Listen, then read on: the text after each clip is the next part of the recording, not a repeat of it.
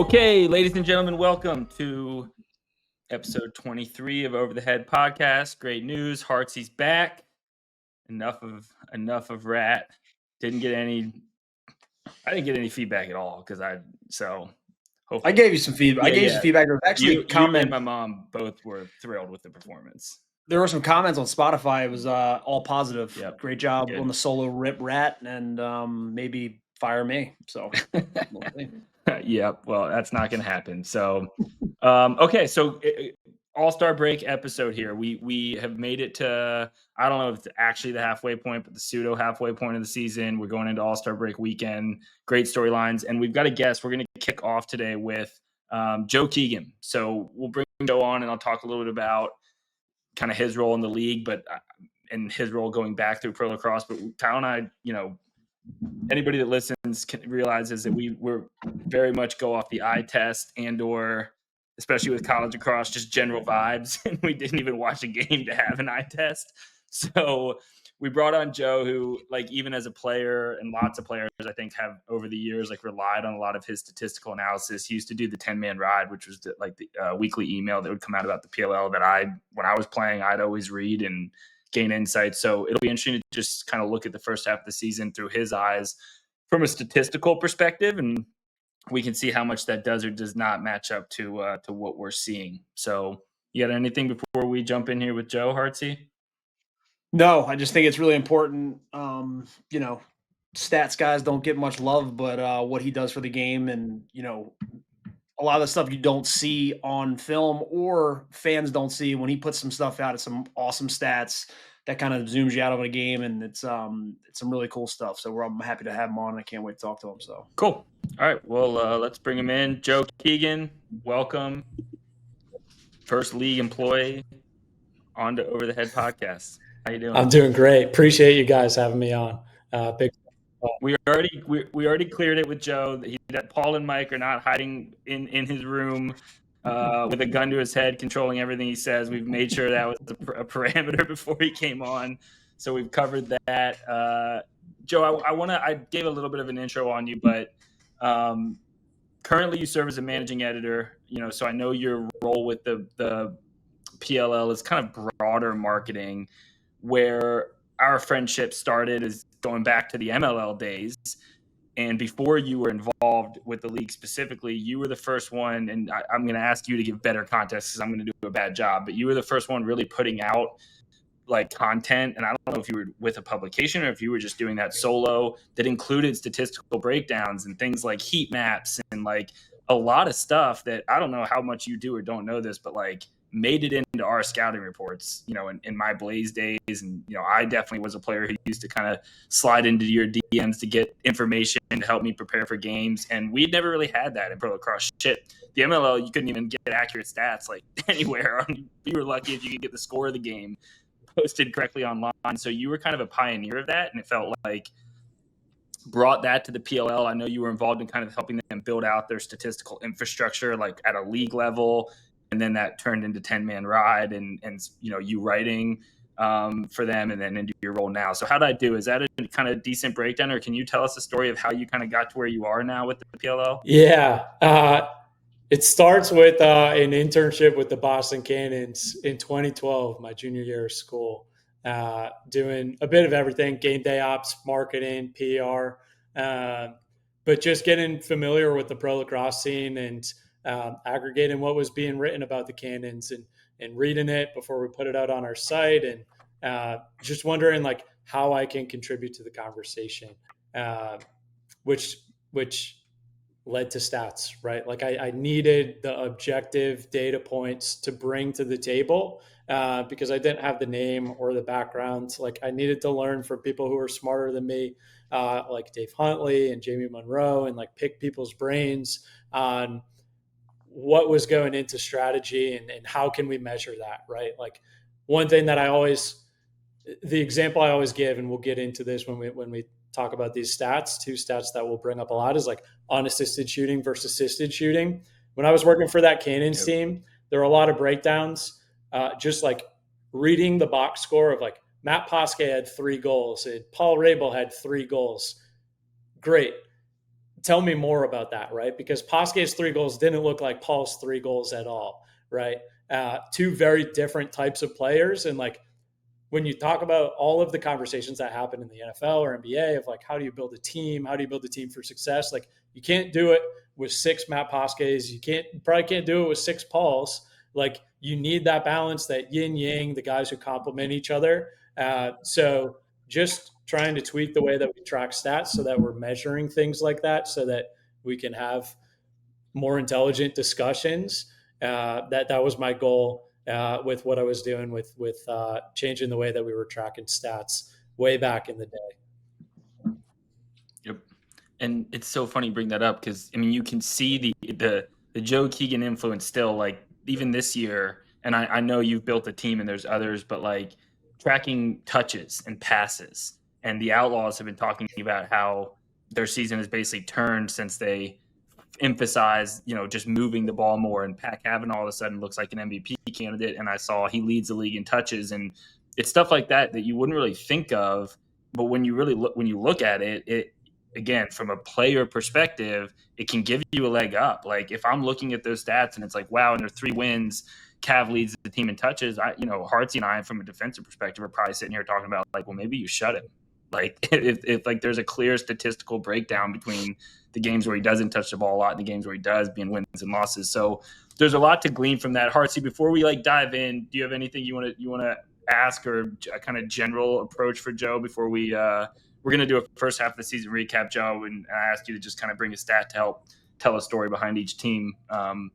Anything else from either of you before we jump into that? No, I mean, Joe, how did you get, I mean, obviously, Major League Lacrosse, we were with the Cannons, and then like, how did the PLL conversation happen? Obviously the PLL, Paul had taken all the players, or when did that conversation happen? Was it the PLL, we were kind of already rolling, or was that as soon as the PLL started, they had tapped on you? I forget when you came in, but yeah, Joe, wasn't gambling involved in that? Like, didn't they have to improve? I seem to have a memory of a story around they had to improve like statistical tracking in order to get approval from DraftKings and like sites like that to allow people to bet on the game. Is this all made? Am I imagining any of this, or were any of those conversations had in regard to kind of your role early on? Yeah, it's a good question. It wasn't that so much as it was like, I mean, it's just a lot of like being in the right place at the right time, and like the networking that I did through the MLL days, and like some of the people who I worked most closely with was like Tyler Steinhardt and RJ. We started Moneyball Lacrosse as a website under TLN back in 2017, and worked closely with them. And obviously, like they were two of the first PLL employees. So. Yeah, that's Moneyball Lacrosse, and you're underselling it because it is sure right place, right time networking, but it was also you were the only one doing it and doing it at that quality. So it was also the stuff you were putting out. So anyway, maybe we have some listeners. I know, again, most people who follow the league closely probably have at one point or another had 10-man ride is what it was called, right? Land in their inbox. I loved reading those. But for others, I mean, kind of give a taste of how you look at the game and how you see it. And like, we've had some fun banter even in the weeks where you've listened to this and given me some stats that back up what Kyle and I are saying. And I think that adds like a lot to the conversation. So there's a ton of storylines, and Hartsey and I are going to dive into it more deeply, after we wrap. But what we'd love to do is just kind of go down the standings. And, we asked you ahead of time, think through kind of a really consequential stat or something that jumps out at you for each team that you see that kind of tells a story of the first half of their season. So I figured maybe we just start at the top in the standings, which is crazy looking at. That's the first time I've looked at them this week. They change so much week to week. And your first place team overall going into the All-Star break is the Denver Outlaws. Started 0-2, have won 3 straight. They've got a score differential of 5, which is the best of the 3-2 teams. So what have you seen from them, or what did you pull from the first half of the Outlaws season? Yeah, you mentioned the 3-game win streak. I would say the biggest reason behind that win streak, for Outlaws fans' sakes and for the sake of Kyle's TV, they finally put Logan McNaney in and gave the kid a start, right? They picked this kid, the highest drafted goalie, for a reason. The stat that I would bring for this team is Logan McNaney is making 56% of his saves cleanly.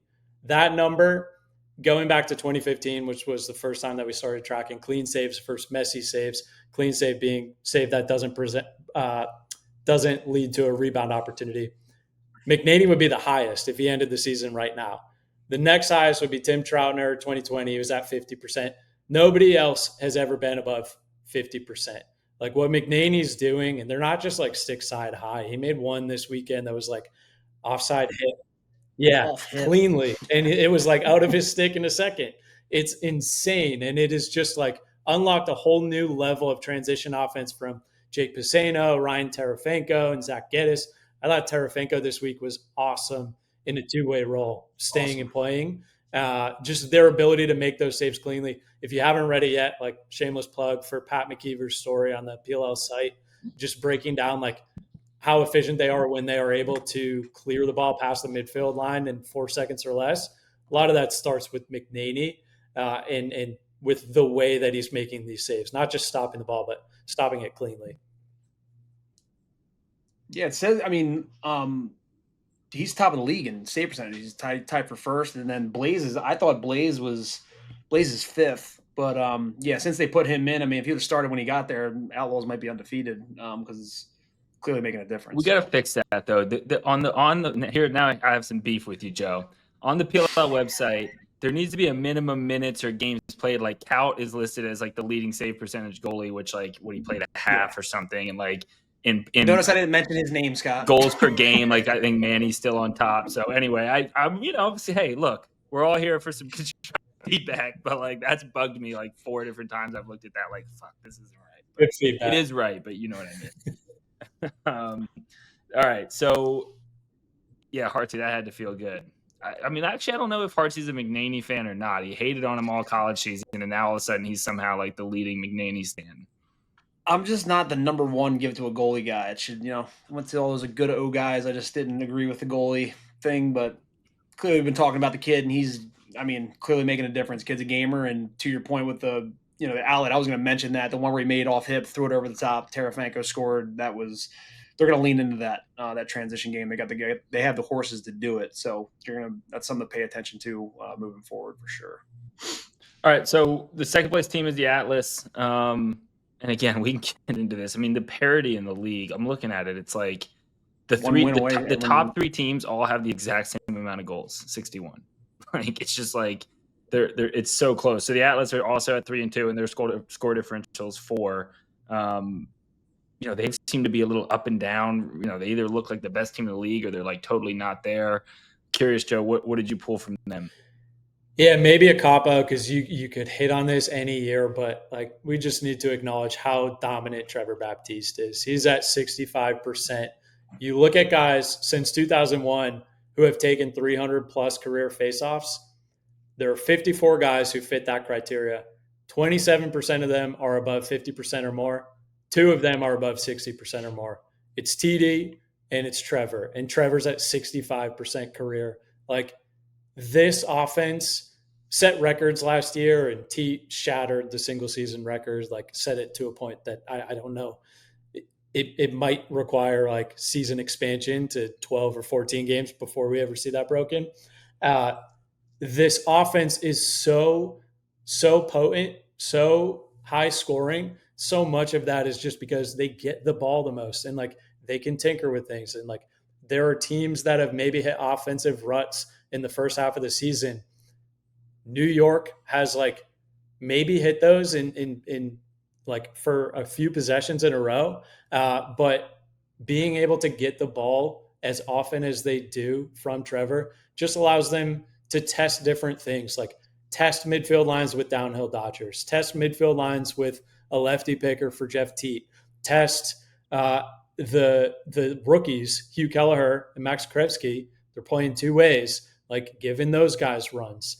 And if you're not getting the ball as often as they are from Trevor, then you can't test letting your D-middies stay and play like that, right? Because it just starts to like leave your starting O-mids in the box for longer, and like that starts to compound. They're not getting on the field for a couple possessions in a row, and it really disrupts your rhythm. Like what Trevor allows them to do and experiment with on offense and kind of like naturally break out of some slumps that we're not even here talking about, like a Teep slump or a Shelley slump, even though like both of them have had down games at points this year. We're still looking at them as one of the best offenses in the league because they get the ball the most, thanks to Trevor. To put you on the spot, have you seen anything around their efficiency in those 32-second possessions? Because I obviously gave my whole rant about how much I hate that last week.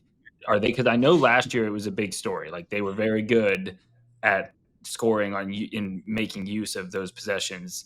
Do you have a sense of how they're doing there this year? Yeah, I heard the rant on the solo pod last week. Last year they were better than very good, to be clear. Like they were better in 32-second possessions than any other team was in 52-second possessions. Like they were dominant. A lot of that was thanks to Dox. Like Dox is like the ultimate wing guy on a face-off, especially when you know that you're probably going to win the face-off. They're slightly down this year. They're still above league average in 32-second possessions. I wonder if maybe in some particular matchups, like test out running Matt Trainer on the wing, or like, which is what is league average, like in the 20s, probably somewhere around there, 25. Yeah, it's like low 20s, like 23%. Okay, yeah. So like that's, and I mean that kind of goes back to my point, because that's not good offense. Like 23% is not what you want to be if it's your 6-on-6. How do you explain? Because it's hard to disagree. I mean, you just dominated Sisselberger, and obviously they won. How do you think that it's just the shot volume or mere time of possession would be the better stat to look at to talk about the efficiency? Like my thought, even coming into this year, was our defense is getting smarter at playing it. Like you are seeing the primary Dodgers shut off more this year. So like last year, it felt like in the 32, the teams who were good at it, like the Archers, just give the ball to Fields, and like the Cannon just try to get it to Nothing right away. And the Atlas last year, it was definitely T. Where now teams, it feels like maybe are getting a little savvier at saying like, we're going to take some stuff away and put them in uncomfortable situations in that short shot clock. I mean, I don't know. I guess, do you ever rebuke? Do you disagree with me that even though he's winning a lot, that I'm just not sold that that's really why they're, does it really put their offense in rhythm if they're only scoring on 23% of those possessions? Scoring on 23% of the possessions is better than not having the ball, and then you're scoring on 0% of those, right? Like I think in a 48-minute game, every possession like that matters. The defensive adjustments, they've definitely everything like that, like the schematics are cyclical, right? Like defenses will adjust and then offenses will counter. And like we're seeing the Cannons run like a D-midi at attack so that they can get back in the hole more quickly. What I would say is like those possessions mattered. This weekend we had 4 close games. Not all the final scores were close, but they were close till like halfway through the fourth, at least all of them.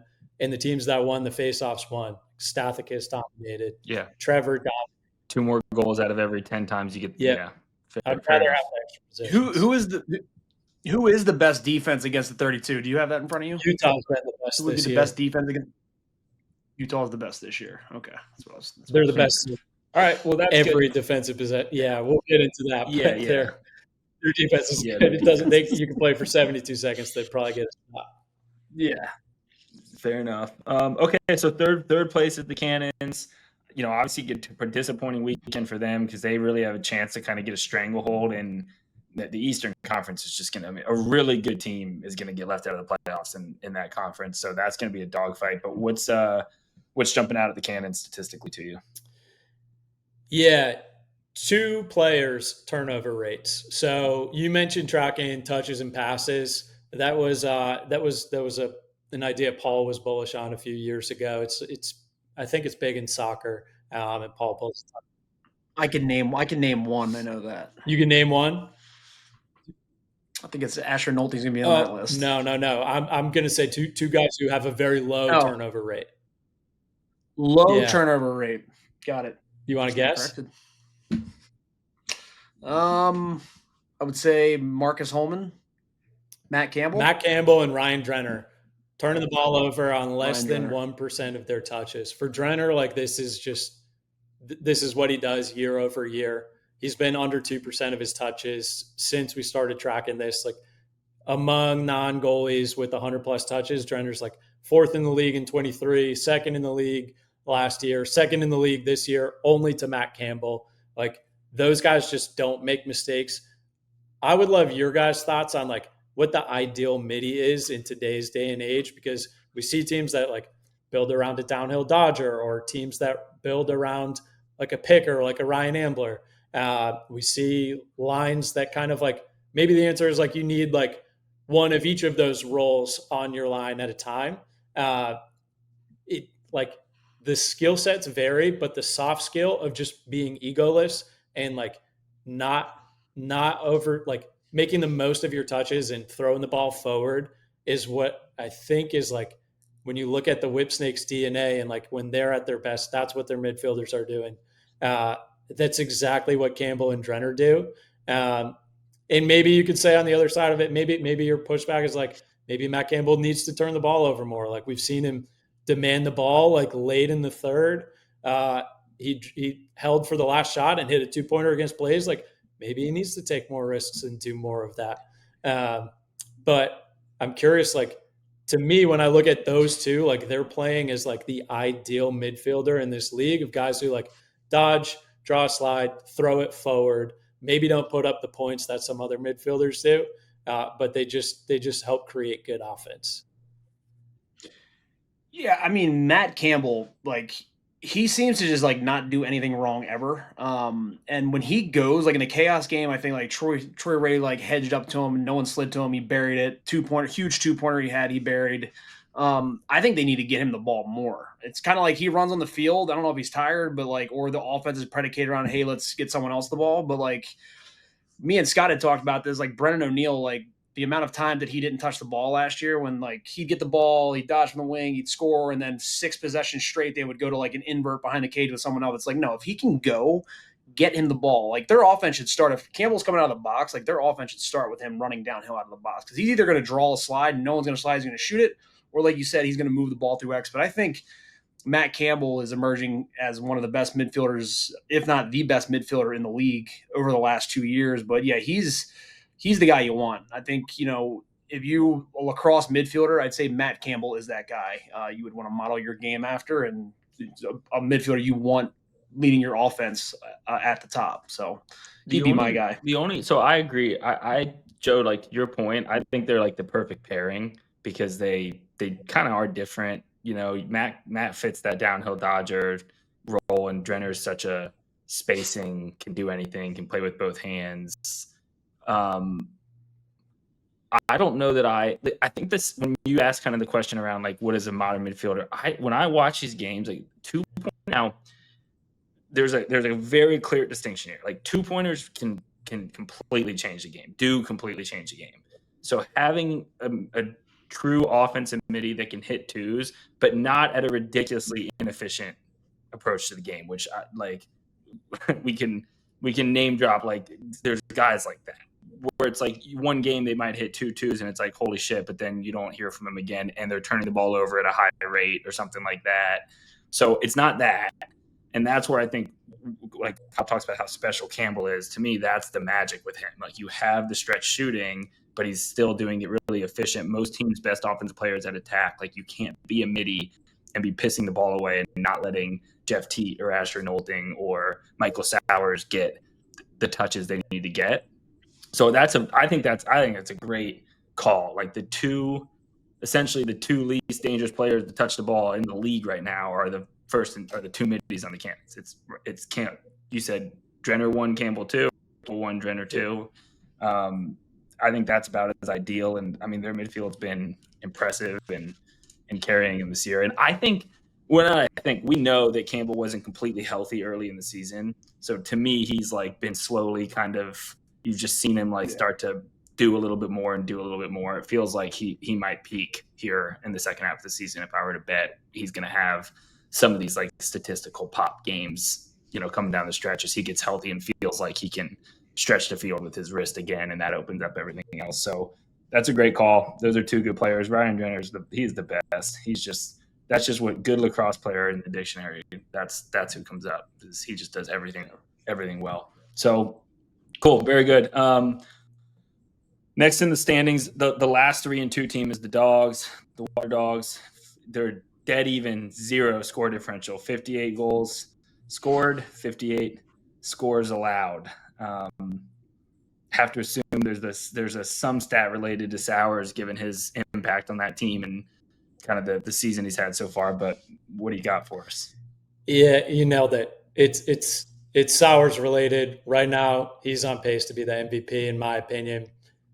Teammates are shooting 47% when he is feeding them the ball. It's ridiculous. Like, for context, since 2019, shooting percentage inside 5 yards is just under 43%.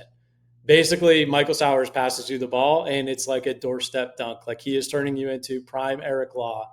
It is insane. You look at the top passer-shooter combos in the league, and it's just – it almost all starts with Sowers. It's Sowers to McConvey, Sowers to McCardle, Sowers to Taylor. Like, when he is at a quarterback and doing, they are at their best. I would love to hear from you guys. Like, you look at this offense, like if you're putting a game plan together to stop them, and obviously we've seen them drop a couple games to Denver, to New York. Like, how are you guys approaching this offense and trying to slow them down? You got to concuss them. You can cuss. Sorry. Jesus, edit that out.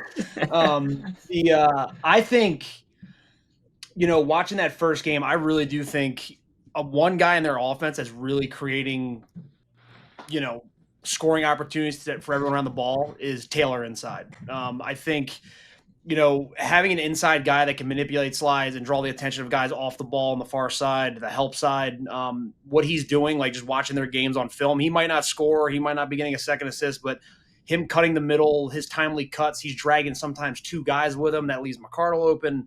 I think he's a guy in that offense that's really, really, Sowers' stats. I think he's a guy you need to mention that's really helping him produce like he is this year. Not that he wouldn't produce with anyone down there, but Taylor, he's like we haven't seen an inside guy like him since he reminds me of Pasquet a little bit from the Cannons. But game planning for them, I mean, if you slide early to Sowers, especially if you slide to his eyes, like he's going to find guys off the ball.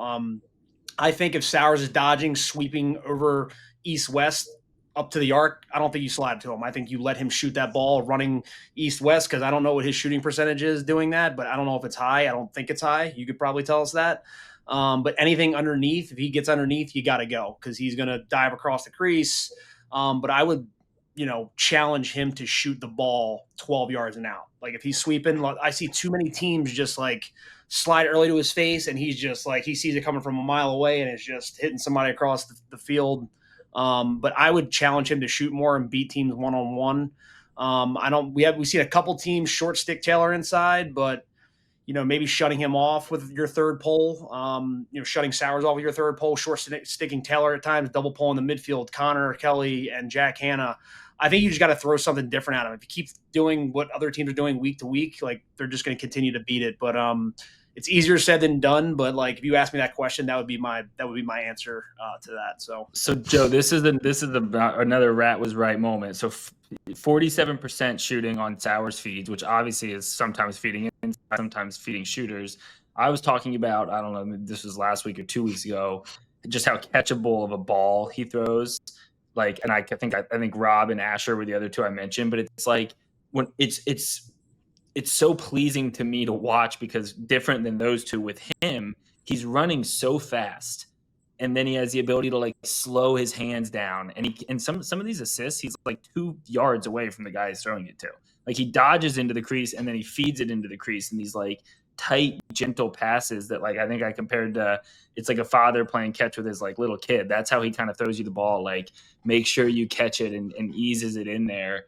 And it's just, I find it really fun to watch. I don't think there's a great way to stop him. I do think, because I just think you have to find out, and this is a part of this league in with all the traveling that goes on, and with like the kind of the lack of the ability for players to sometimes always be fully 100% committed throughout the week to this.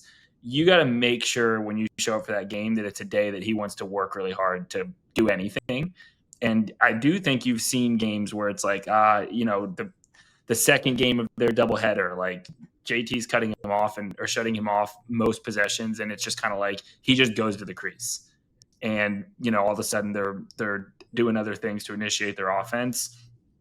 Like that's the question I think you have to ask. Like, do not let him get an assist and a goal on the first, two of the first three possessions of the game, because then he's engaged and going. I think your best bet with him is what we've seen out. He never touches. He never just catches the ball in an easy. We're just moving it down the side and working it through X. We're just going to let him catch it at X. Like if he wants the ball, he has to set a pick and pop to get it. He has to pick it up off the end line, and at least now we're in a lower shot clock scenario. Like you have to make him work for every little thing, and in doing that, do you take his points from 8 points in a game down to 6 or 5? And is that kind of the difference to beat them, or from 5 down to 3? And is that the difference? I think of like, you watch NBA defense, and Joe, I know you like watching hoops too. The way that the defensive intensity turns up in the playoffs, and you watch, the Pacers full court pressing Shea the entire game. And obviously great players like Sowers, like I'm not saying that they can't overcome that, but that's the question I think you have to ask of him. If we're going to set picks all day, I'd rather double him. Every time he runs off a pick, double him. Make him throw back, slide and rotate like old school Heat defense with Wade and LeBron. Like to Kyle's point, like it just feels like try something, And then my wizard lacrosse mind defensively, Adam Gittleman, like he always just talks about, just being creative with how you mix things up, but he always just talks about like there's some guys you just got to play nice with.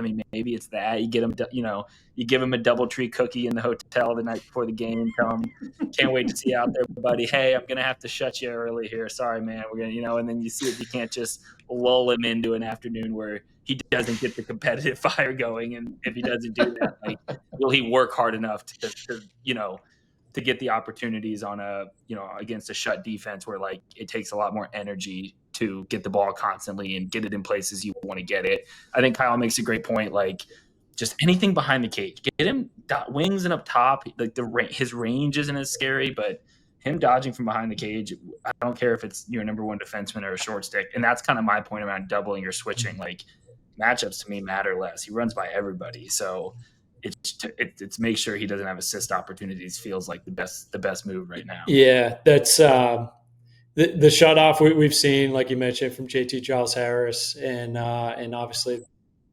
he's got to play him. I don't know if you know the stat, but who defends him? Yeah, he seems to do every time. It it's got to be JT. I would imagine it has to be. Good pull, but like. Yeah, it has to be. Routledge. And he's like strong enough also to just get him in a V hold, and like even if your feet can't keep up, JT probably can just like hold him there. Yeah.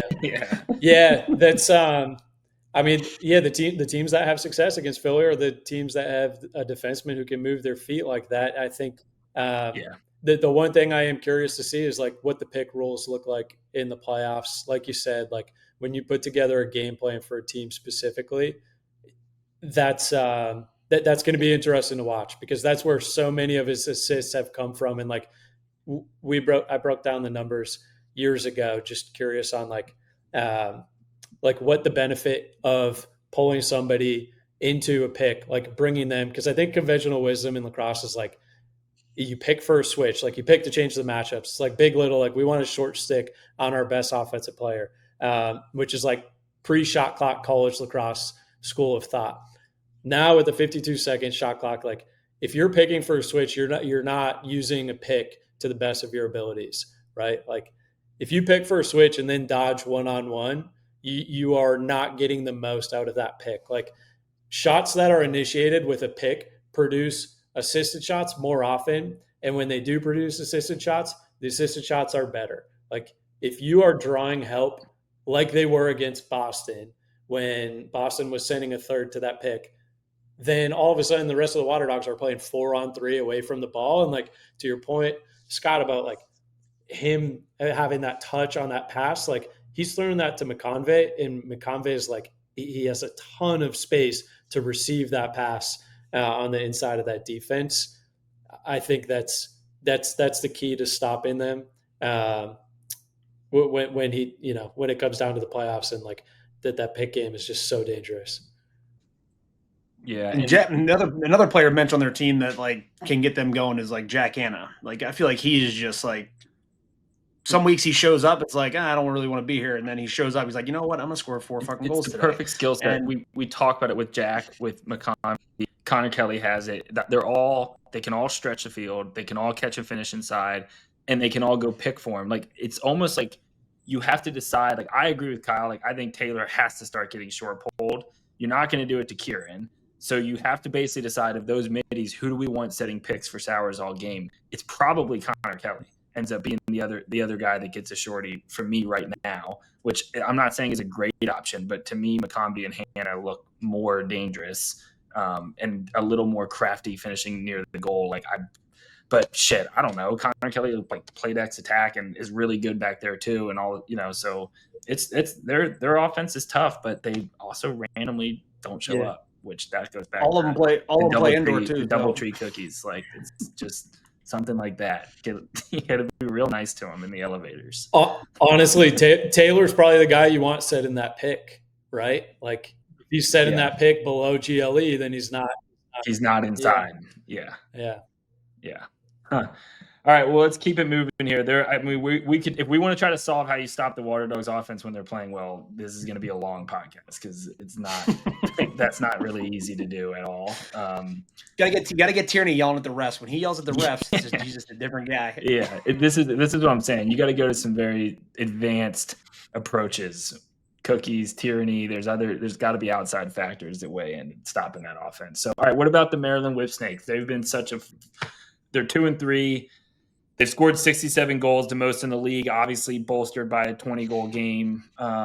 They have the best score differential at 12, 2-3. Again, that's one game, but that puts them in a great position in the standings. Obviously, like, it's important when you can do that. What jumps out? This has been such a funny team to figure out, loaded with talent, messing a lot with their lineup. What's the stat for the Whipsnakes? Yeah, I'm looking at their unassisted shooting percentage. Best in the league, 25.6%. That number, like, probably doesn't sound crazy, but we're talking about shots that are one-on-one off the dodge. You got to beat your defender and you got to beat the goalie. And, like, if you can hit those consistently, that's what forces the defense to slide. That's what forces the defense to, like, stray from their game plan, right? They have so many matchup beaters, and I think this is the team that Stacks has been trying to build for years, right? Like they used to have like the inside finisher and Jay Carlson, and like Stacks has been like tinkering with the lineup to bring in like Justin Gutterding and bring him into an invert role, and bring in Will and bring in different guys. After last year's draft class with Patra and Levi Anderson, Heacock, Brad Smith's healthy, all running out of the box, not even to mention like Rob and TJ Malone and Aiden Carroll on attack. Like they have 6 guys who can beat you off the dribble, which was the difference last year against Atlas when they attacked any short stick who wasn't wearing number 91. Like they can win one-on-ones, and that's the way Stacks has coached his teams for decades. Like that is pro lacrosse, especially in the playoffs. Who can go get a bucket one-on-one? And obviously the numbers maybe a bit skewed by one game, but just looking at these, like, I'll kick it to you guys. Like, does the eye test confirm that like Carroll, Patra, Levi, like these younger guys are threats off the dribble? 100%. Yeah, I mean, I would say so. And going forward, it's going to be really interesting to see what they do with Rambo out of the box. Obviously, they brought him out of the box. He down. Aiden Carroll kid. I don't think you're going to see Rambo again playing this season for the Whipsnakes. They take him out of the lineup, right? And that game, they scored 20 goals, and Levi Anderson scores 5. Like, what's the case to put Matt Rambo back in after that? Other than he's a legend and whatever. So yeah, and then like Aiden Carroll like leads the league in 1-point goals. TJ Malone in scoring points. Like, you got to get Malone the ball. And then the Aiden Carroll kid, looks like he's getting more and more confidence week to week. But yeah, their offense, they got the talent. They have the stars. It's just like week 1, week 2, when we were watching them, it was like, what the hell is going on? Because like Rambo, Rob, they're in each other's ways. Rob's in a crease. He's a crease attackman. Rambo's a crease attackman. So it's going to take some tinkering, and they've obviously have solved a lot of that. But their marquee guy on that offense is TJ Malone. They got to do. I think everything needs to go through him. And then Brad Smith leads the league in twos. Like, he's getting his game back. I think they're a really dangerous team when they play together. But it's going to be interesting to see moving forward. Because Rambo, he's won a lot of games for them. And it's going to be sad to see like if this is the end of his career or they're going to trade him or whatever is going to happen. But yeah, it's going to be interesting moving forward. But yeah, Patra, Levi Anderson, all those guys are threats on the field. They have a lot of threats, and it's going to be interesting to see what they do moving forward. So we did like to me, the Water Dogs are the scariest offense. The Whipsnakes are the second. We didn't even mention Matt Brandow, who, maybe hasn't. It's weird because now it's like he's just like an off-ball guy. He's like 5th or 6th all time in points in college. Now I will say that doesn't translate.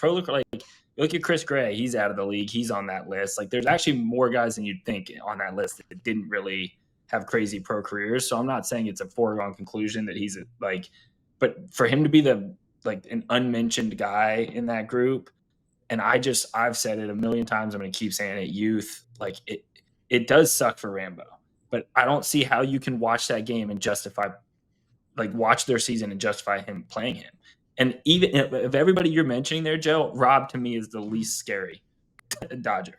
Like, I just think, and I'm not saying I do think having veteran presence, and Rob is still, he's finding assists and he's distributing, but like, you can make an argument to me that he should be out too. And it's like fully hand the keys to the young crew that he has there, which is what it felt like he did late in the season last year.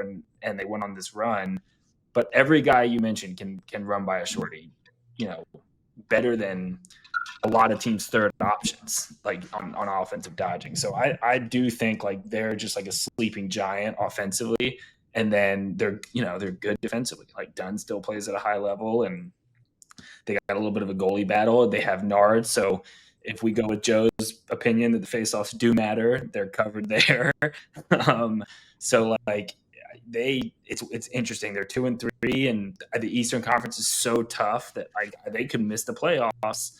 But I think that their offense is absolutely loaded, and yeah, I think your point around every single guy out there being a Dodger, that is the difference between them and every other team. It's crazy. You can't talk bad about any team. Everyone, like, if one team wins, they're going to go right to first place. Every time I watch the game, the team that I talk shit about ends up being great. And if I talk bad about a specific player, like Rob will probably have 9 points in the next game because I just said that, and like 5 of them will be one-on-one dodging. It's impossible to watch this league and like have any sort of confidence in predictions because things just change week to week. And I'm going to go back to it, and I know this, but like, I do think the nature of pro lacrosse and it not being full-time matters. Like, you're never going to talk about this in the media, but like, did that dude coach a camp in 95-degree heat for 4 days this week? Like, and if he did, he might not play as well on Saturday as he like, and that's just a reality of it. And I do think that plays into sometimes like the inconsistency, which leads to more parity, which is awesome to follow. But like, that's a piece of this puzzle that, and you go back to either the veterans like Rob who know how to do this and what you're going to get, or like a lot of times like rookies who don't yet have any sort of, or first or second year players who have any sort of like financial stress, or they're still just bopping around coaching a camp here or there, not really like into careers yet. It's like a sweet spot. Like, a lot of great teams in this league have a really nice mix of those two types, like the consummate pros and then the young guys who you get those like 2-3 really great years out of them. I think I'm going to be Whipsnake Rat. I'm on the Whipsnakes the second half of the season. I think they're going to be really good. Like, Coach Staggs needs to get out of Drew Snyder's way, though. That's the other place he needs to go young. Drew Snyder, he should be running the huddles on offense. And I know this. Dude, the chaos got a little bit of that too. McCready's was in there, and then Colsey got in there, and then Perkovic called a play. It's like, who the fuck is coaching this offense? Staggs can't help himself. Like, Drew will start talking, and Staggs will listen, and Drew stops, and Staggs just butts in and redesigns whatever is going on, which is a mistake. Like, he's got a great staff with Drew and PT. He needs to build the roster and let his assistants cook. But anyway, all right, we're already keeping Joe way longer than we said, so let's keep it moving here. the Redwoods are next. So again, 2-3, hot start. Maybe they come back to earth a little bit, losing 2 at home there in California. -1 on the score differential. What do you got for us there, Joe? Yeah, entire rookie class is playing incredibly well. The one I would spotlight is Andrew McAdory, shooting 57% off the dodge, leads the league in unassisted goals. Like his ability to create a shot, he's trying to pull a lot of the time too. It looks like sometimes it depends. It might depend on like size matchups. Obviously, he's running alongside like a couple 6'5" guys at times. So it depends on like whether your LSM is a quicker guy, what your D middies look like. But more often than not, he's drawing the pole and he's still beating them. Like he has been incredible. He has been a spark plug for them. I'm curious, like 2 questions for you guys. One, is he midfielder of the year right now at the halfway point? And 2, looking long term, because Dylan Malloy's been great on attack right now, but looking long term, is McAdory an attackman or a midfielder in this league? Ooh, I think with his speed and his downhill ability, I think like at Duke, he did both, right? So I think, if you're a coach, if you have really good attackmen, as the Redwoods do, Kavanaugh, Garnsey, Dylan Malloy, running him downhill out of the box it's a mess. It's like, same thing the Outlaws have, right? They got Bernhardt. When Bernhardt runs out of the box, like no one's covering him. He's drawing a slide 100% of the time. He's drawing a slide, and McAdory has that shake, that downhill speed. I think he's a midfielder in this league. I really do, and he has the athleticism to get back and play defense if he has to. Whereas if you put him in attack, then you're doing, it's Chris Kavanaugh coming out of the box, Dylan Malloy coming out of the box. So for the Redwoods, he is a midfielder, and I think he is a midfielder in this league. And you touched on it, their rookie class. Like, when the hell did Chris Kavanaugh get out like a 2-point shot? Like that 2-pointer, he hit the bounce shot. And then he had another one. He stepped just inside the arc, straight over the top, went right past McNaney, hit the crossbar and bounced out. But dude, he's got some range. I don't know if it was I think one stat I'd like to know, you probably do not have it, but I was saying it all weekend watching the games, was I think bouncers are 100% on the weekend, because every time a bounce shot happened, the ball went right in the back of the net. And I, coaching there last year, and it's just like at that facility in San Diego, it was like bouncing those balls, they skip, like Marcus Holman's bounce goal that he got 500 with. Like if you watch that camera angle from behind the goal where Marcus shoots it, he shoots it like a good 2 feet outside the goal, and it bounces and just kicks straight in the net. So the turf was helping, and I don't know what the stat would be on the bounce shots on the weekend, but that was something to watch for sure.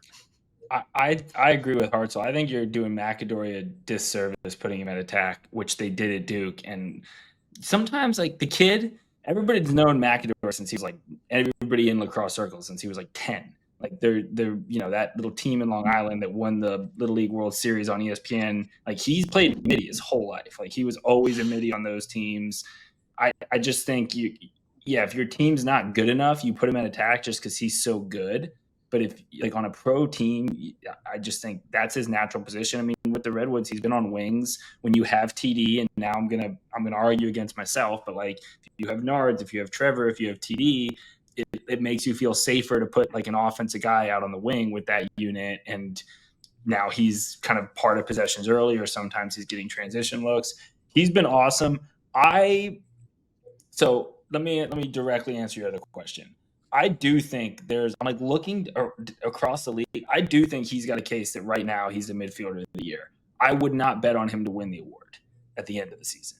And that's less about him, and it's more about like I just don't think the Redwoods are like I love them. I love friend of the program, Anthony Kelly. Like can't overstate what he's done, but it does feel like they're coming back down to earth. And if they fall to the kind of lower end of the standings, it's unlikely a rookie midi on a second to last place team or third to last place team wins an award like that.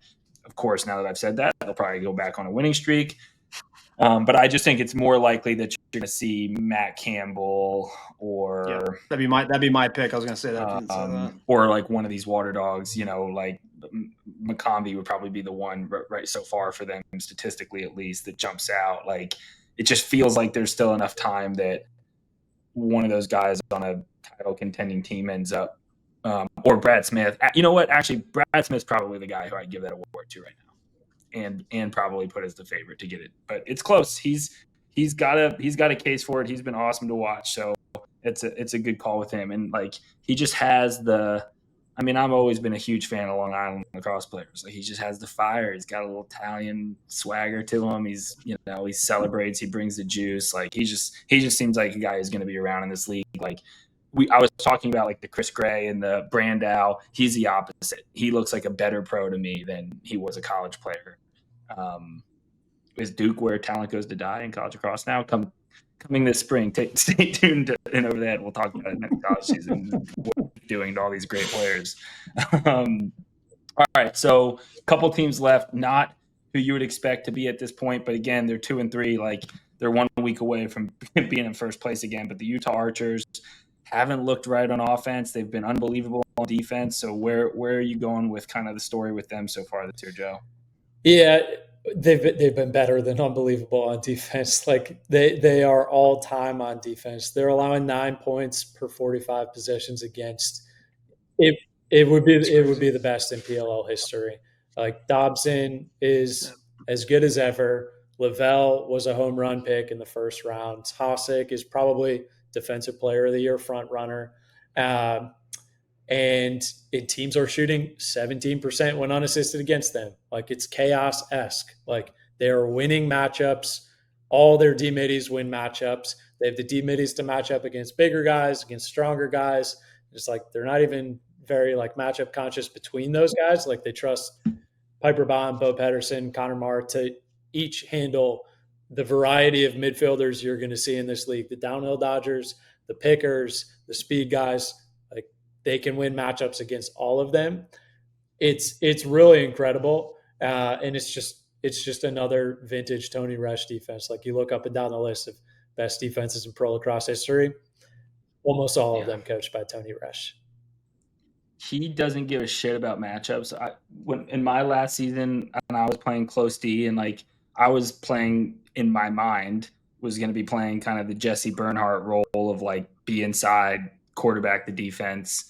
And he had this thing where Resch likes righties on lefties and lefties on righties. So like he rolls me out there to cover Rambo, and he just literally like the second he saw me, Rambo weighs like 50 pounds more than me, just smiles, takes me to the rack. First 2 times he gets the ball, beats me and scores. Both times.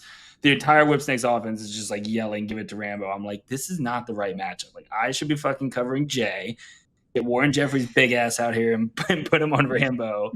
And then the next week we go in to play the Chaos, and Coach Resch has me on Burn. Finally, like we spoke up. We're like, Coach, we're not doing this. Like I'm going to cover the inside guy, and Graham is covering fucking Josh Byrne. So it feels like maybe he now has the like I tell those stories because like he has a defense now, to your point, where they're all big and strong enough and can cover the ball well enough, and like they can play. And then Bo Peterson's huge, like. They're a big defense off the bus, and they're super versatile. And then they've got the goalie. But what does that then on the flip side, Kyle, say about the Archers offense? Like what a disaster! What's happening? Yeah, I mean, Sissel. I don't know what's going on with Sisselberger. I mean, he was 3 of 21. He won 3 faceoffs. Got the shit kicked out of him. Nardella beat the shit out of him. I think is he the lowest in the league in faceoff percentage? I think he might be. He's in the bottom. He's got to be in the bottom too, I would assume. But like, there's probably some guy on the list who took 1 face off and lost it. So he's 0%. Yeah. Their offense just doesn't look. Mac O'Keefe has been invisible, abysmal. He just like every time he catches the ball. Like last year when he would get the ball and he'd catch it, you're like, okay, this is going in the back of the net. Now he's like hitting guys, not hitting the cage. I don't know if he got a new job. He's working on Wall Street. We were very adamant about bankers and lacrosse players not. No, he's a coach. He's a coach. It's just weird. He's just having an off year. Clearly, they all are though. That's the thing. Is like you can't really. Maybe you can point at Connor Fields and say he's still kind of doing what he does. The rest of that offense, like nobody's really consistently played well. Like Tom has one decent game. Grant played decent this weekend, but hasn't been great around that, and obviously was hurt.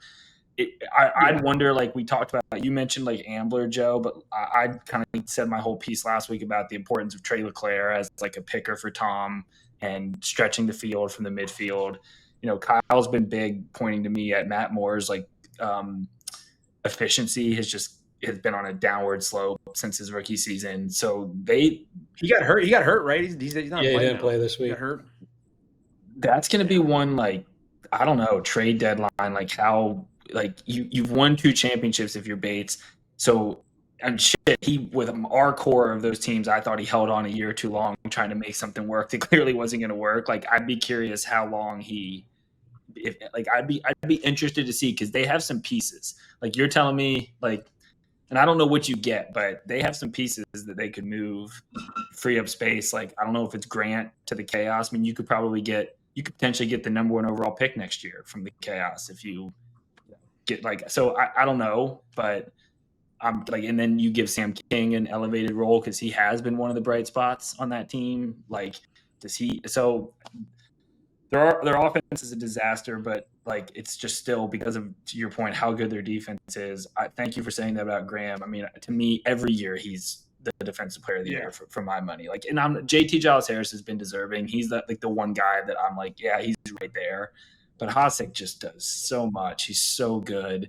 I mean, they probably should have him on the saves counter chart. Like, he's just catching 2 to 3 shots a game, just clean catching it. It's like, and I was saying, he practices that. Like, he, at the end of practice, all those shooters stay and take shots, and he just stands next to the net and just tries to pick them off, which is nuts. So, you know, they've got something to work with, but yeah, it's you kind of keep waiting for the offense to unlock. It's not good right now. The All-Star break comes at a good time for that crew to take a deep breath and see if they can't, you know, maybe get a little healthy. A lot, you know, guys coming off the box season, and, you know, get going. So, last one, Joe, thanks for hanging in there. You've been with us an hour already, man. We really appreciate the time. I think we talked to him for 2 hours. We wanted to.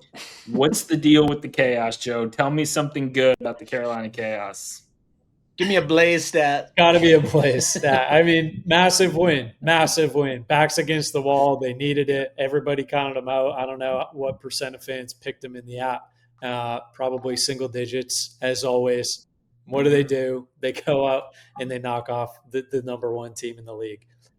The stat I'm looking at with Blaze, there are a few of them. The first one that really stands out, 16.2 saves per game. The volume year over year is just incredible. It's no other defense is able to build a defense and scheme a defense the way that Chaos can, where they are just allowing this volume of shooting. The late great Dave Huntley put together a LaxCon presentation way back, coming off the 2014 Canadian gold medal winning team. His research showed that saves and winning percentage are inversely related. So the more saves you make, the less likely you are to win, right? Allowing shots on goal should not be the goal for a defense. Like, Huntley's greatest pet peeve was, like, anytime the broadcast is like, yeah, this team is going to need this goalie to get to 15 saves to win the game, or get to 20 saves to make the game, like, to win the game. That's not the recipe to win. That's not what a defense should go out and try to do. You should not try to make saves. You should try to prevent shots. Yet, year after year, game after game, Chaos dares people to shoot. They don't slide. 32% of their shots against this year have been assisted. It's the lowest in the league. Like, they make you play one-on-one and beat your defender and then beat Blaze, which is just the toughest way to score. It's the easiest way for your offensive huddle to start pointing fingers. The ball stops spinning. You're not getting good looks. Yeah. Guys look selfish because that's the way Chaos makes you play selfishly. And Blaze just gobbles those shots up. Like, year after year, we see the same thing. And the volume is just, no other goalie is close. No goalie sees that amount of rubber. Is there anybody better at an in-game interview or like a post-game interview than Blaze too? I mean, he's just got it. The way he explains things, it's like this. He's got this humility mixed with this confidence that comes out when he talks about, like, the game or his team.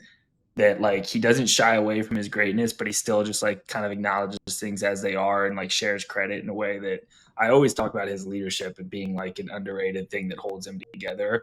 My concern about them for both of you is, like, yeah, a big win against the Cannons, but, like, I don't feel confident that what they did on offense is, like, replicatable. Like, I'm sorry, but I'm not banking on Perk scoring like that most games. Like he has not done that ever in his pro career, really. Like, so yeah, you get a game where a couple guys pop. Ross Scott looked better.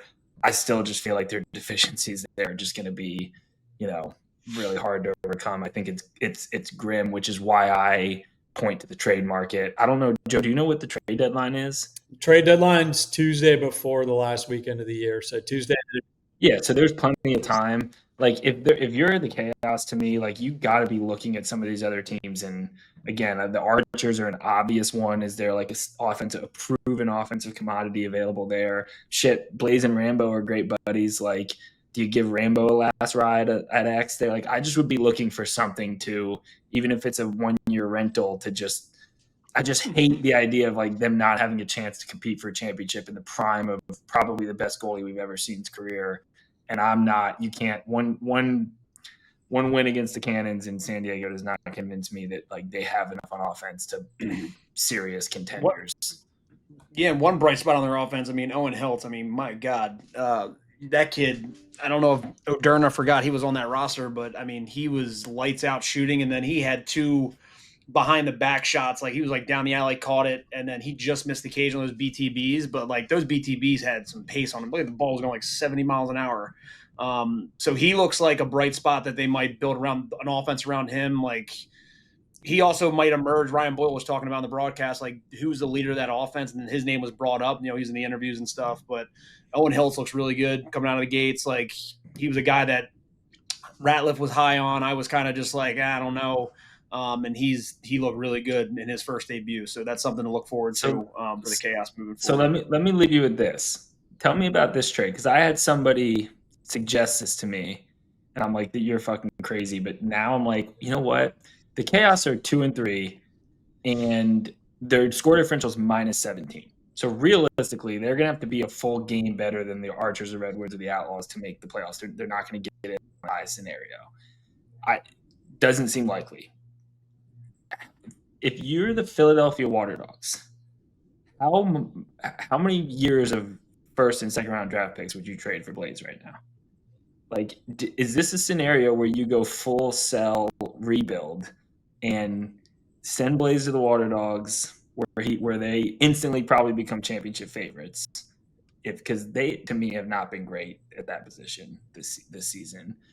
And then if you're the Chaos, you just stack a bunch of picks, or I don't know who the Water Dogs have. Like you get a couple of their I don't know. There's somebody on that roster somewhere they probably want, but really you just say we'll give it to Cal. We'll ride out this season, and then next year we'll have we'll rebuild a team, which we've seen can work quickly. The Atlas did it, and others. Those are my two. My two thoughts for the Chaos are Grant Ament. You go get him and put him back at X Attack, right? And do you just go full sell, Blaze to the Dogs, figure out a way to get 3 first round picks for that somehow, bring a third team into the trade. I don't know. Thoughts? Anybody realistic? I do not think you trade Blaze Reardon, because if you trade Blaze Reardon, you're going to lose games by 5 or 6, I think. So that's my opinion. But that's the point. You just lose all the games and you get the number 1 overall pick next year, and you ride it out that way. Yeah, I'm curious for your thoughts.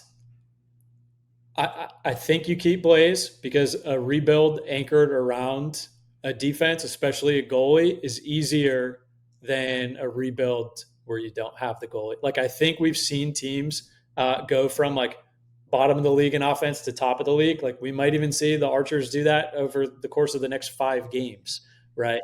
We've seen teams turn around their offense with a couple tweaks. If you don't have a goalie in this league, you're in trouble. Yeah. I mean that has shown like there's kind of the haves and the have-nots. I mean, and it's why when I was saying that in my head, I'm like, who is a goalie away from winning a championship? And to me, it's the Water Dogs. Like, Dylan Ward to me is your better option in the playoffs, but DeLuca is probably your better option in like your day-to-day of regular season. But like, I'm not convinced either of them. The Whipsnakes got like, there's also like the Whipsnakes have 2 really good goalies. So there's the goalie market is there's more good goalies right now, I feel like, than there have been in some time. Like the top tier, the way Kirst, Dobson, Blaze, who am I missing in that? And now McNaney, right? Like adding to that, like there's some there's a big gap between that kind of the haves and the have-nots and Cage that I think is really important. So like again, the Redwoods are the other team that like, but I don't know if they're well enough built to be like, okay, let's trade all of our draft picks and go get Blaze. But and I don't think that realistically anybody's going to trade him anyway. I'm just I'm going to buy a McNaney jersey. I'm buying a McNaney jersey when we get off this podcast. All right, well. Joe, again, thank you so much, man. Like this was great. Seriously, I think people are going to love listening to this. So we appreciate you, and I also personally appreciate you over the years. You've always just been, very helpful and very willing to spend time. And man, you make the game better. So keep doing it and keep leading the way there with the media team. And thanks for coming on. Last question. I know you live with RJ. You just moved out with your girlfriend. It sounds like things are getting serious. Top RJ moment, and does he have the camera on you at all times in the house? I mean, the second question's an easy answer. Yeah, the camera's on for the Instagram story. It always comes on like the second after you take a bite of food, and it's just like looking for your thoughts, like when you least expect it. Top RJ moment. There's just too many. I mean, what you see on camera is that's who he is. He's so authentic. Always bringing the energy. There's never a dull moment with Arch. Hell yeah. Good. We got to get him on the podcast, but thanks again, Joe. Appreciate it. All right, man. We'll catch you later. Appreciate you. To wrap the episode, we go into All-Star Week. Anything there in the conversation, the statistics that stand out? Like, do you have kind of a final thought or takeaway or thing that you're excited to watch or see going into the second half of the season here? Yeah, I mean, I think, with the All-Star break, it kind of gives players take a deep breath. Those indoor players, we touched on that. It's going to be interesting to see who emerges out of this. Who do we have? So after the All-Star break, who are the matchups? We'll just talk about that for 2 seconds here. Hold on. So after Kansas City, we're going to Chicago, Illinois. So we got Atlas Cannons, Archers, Water Dogs, Chaos Redwoods, Outlaws, Whipsnakes. So some big games coming up after the All-Star break. So my story to take away from all of this is like the Cannons, right? They got some things to figure out. That game, it looked like they were going to pull away. Like they were up 3 at one point, and then Blaze Reardon, right? He just made saves, outlets up the field. The 2-pointer that the Harvard rookie, I don't know the D-Middy's name from Harvard. That was the goal that won the game, in my opinion. Given that Gittleman always says no twos. Well, not in your opinion. It was a fact. It was though they were tied. He hit the 2 and they won by 2. It was the game-winning goal. It was the game-winning goal. But yeah, they have some figuring out to do. The defense, is giving up some bad goals and bad moments. And with the people that they have, the personnel, on close defense, they have, I think, 2 of the best long stick middies in the league. And Zach Goodrich, at times they're where the goal, he's on ball and they're looking at him to slide and they got beat. I don't know why. Do not slide to Zach Goodrich. He does not need to be slid to. He is like your best long stick midi. You do not need to slide to him. Don't even look at the ball. But they have some things to figure out offensively too. Just hitting the cage more and getting Matt Campbell more involved, because obviously he's each week is looking better and better from that elbow injury. But that probably be my take from the weekend. That was a bad loss for the Cannons and a huge win for the Chaos moving forward. And like you said, are they going to replicate that offensive performance? We'll see in 2 weeks in Chicago. So I'll go just as my final kind of thought on it. I'm going to go more in the standings. So I think the reason that's such a bad loss for the Cannons is I don't know who the fuck's going to lose the Eastern Conference. One team from each conference gets left out of the playoffs. The Atlas, the Cannons, the Water Dogs, and the Whipsnakes is a battle. You have 3 teams at 3 and 2, and I just said it. I'm high on the Whipsnakes. The one team that's 2 and 3 has the best score differential, so they're one win away from going right to the top of that list. And they just feel to me like the trend of that team looks more like started ugly and is getting better because they're very young and they've done the most tweaking with rosters and things, or with kind of lineups and things like that. All 4 of those teams could win the championship, and one of them is not going to be in the playoffs. That to me is a storyline to watch, and it's going to be a battle. And something to call out on that, Kyle, is score differential is going to matter for those Eastern Conference teams. If you can do what the Whipsnakes did and find a game where you can just, shell somebody, which, let's go back to it. The Cannons have a chance to, you play the worst team in the league and you can go to 4-1 and you can improve your score differential and you can like take a stranglehold. It's a bad missed opportunity for them. I think on the other side, in the Western Conference, like how good are the Outlaws going to be? I gave them so much shit. We both did, especially with McDaney on the iPad. Yeah, on the but like sideline, that, it's not just him though. Like their offense. I mean, Pat Cavanaugh, who I also have given a lot of shit, is playing really fucking good. Like he's playing like He's playing like Pat Cavanaugh senior year at Notre Dame. And I think a lot of it comes down to how their offense is playing. They're whipping the ball around. It's not stagnant in anybody's stick. It's so they like how good are they? And then it feels like that's one where I don't know who it's going to be. I don't think it's going to be the Archers. Like the Redwoods or the Chaos to me likely will fall way off and be kind of the clear last place team. I'd still bet on that being the Chaos, but it is hard to bet on that being the Chaos when you have Blaze. Like we've just seen it over and over and over again where he carries them further than they should go, frankly. Yeah. Like last year is a perfect example. Like for that team last year to win a playoff game, their offense was just as bad, if not even worse than it is this year last year, and they won a playoff game. So, that's going to be to me. And then I've already kind of brought it up, but will there be any big trades? Like, I think we're gonna see it. I think I got a feeling you touched on it with Rambo. I just see. I mean, look, you got a lot of proven veterans that are not playing. You got Rambo, you got Manny, and then I'm going to keep going back to the Archers offense. Like, and we don't know Matt Moore's injury, but like Sam King's kind of right there knocking on the door. Like, is there like, do they find a reason to, is it O'Keefe? Is it Amen? I doubt it. Like that core has won you 2 championships. Bates probably just goes down with the ship this season if that's what happens. But if you're the Chaos, like. And you need they have to be the top team to trade. They have to be calling these teams about these guys, if nothing else. You would think, but you never really know in this league. Again, everything's week to week. Like shit, man. We're Joe Spallino likes getting active. Likes getting active trade deadline. Joe Spallino. He does. Like I'm watching on the trade deadline. I'm watching the teams with GMs. Spencer Ford in the Chaos and Joe Spallino in the Redwoods. Like the teams with GMs, like those guys need something to do. They're on there like cooking up some trade ideas. So yeah, that'll be fun to watch. All right, man. Well, great episode. Great to have you back. Thanks to Joe Keegan for joining. I don't know what we'll have to find an interview or something for next week because we ain't recapping the All-Star game. I'll tell you that right. Maybe we do. Maybe we watch the All-Star game live and do an episode. And that ain't gonna happen. I'll be on the lake. You go ahead and you do a live stream with the fans on that one, RT. Is it a week? Is it a week off? Do we just take a week off? No. We don't take a week off. I think this was great with Joe this week, and maybe we'll do something similar. I don't know. Maybe there's a coach we can grab next week, and obviously we have a lot to preview, so we'll figure it out. We'll find something for the people. But hope you guys enjoyed this episode, and we will catch you next week. Peace. Peace.